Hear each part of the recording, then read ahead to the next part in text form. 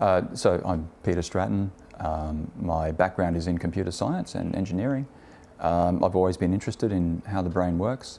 I spent some time in the software industry in various places around the world, but came back to Brisbane and got a job in science about 12 years ago, and been great since. I love science.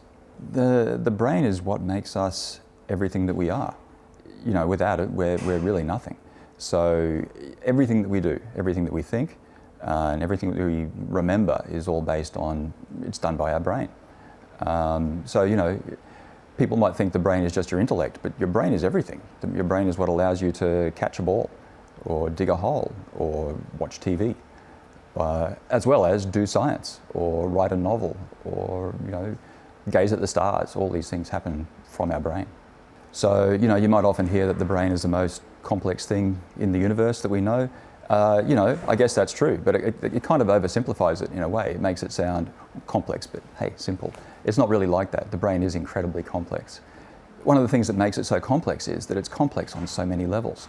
You know, if you look at a single neuron is an amazingly complex little, basically nanomachine, doing incredible things.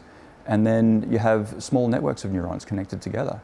And then you have large systems in the brain where billions of neurons are connected through massive neural pathways. And then you get the brain overall. And then you get the body that the brain interacts with. And then you get the environment and the social world. So all these levels, we have so much to discover about the brain, and we know so little. And they all interact in ways that we can't even yet fathom. So we know a lot about the brain, and the amount we know has increased exponentially over the last couple of decades. However, it's one of those cases where the more you know, the more you realise how little you know. We can write volumes on very small parts of the brain, and still don't really know how they work. You know, and again, it comes to this levels of complexity that really make it difficult. You know, you can't understand the brain at any one level. You can't just look at single neurons, but you can't just look at overall brain activity either, because all these levels interact. And any study that we do and any knowledge that we gain typically happens at a single level. And all the work to unite these levels is yet to be done. We are just beginning to be able to manipulate brain activity. That's the leading edge at the moment. And there's multiple ways of manipulating activity now, and again, they speak to different levels of the brain. So from the outside of the brain, you know, we can apply magnetic fields or alternating current fields, which can actually modify brain activity en masse.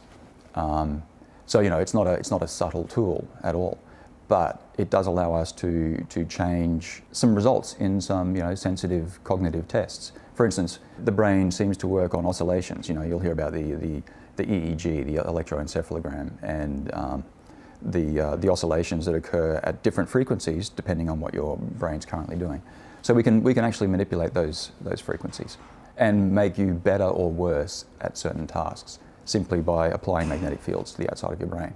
In the brains of animals, we can manipulate activity by genetically modifying their neurons and then applying laser light to some of those neurons, basically with laser holograms, which we project into the brain of these animals, to modify the activity in these neurons.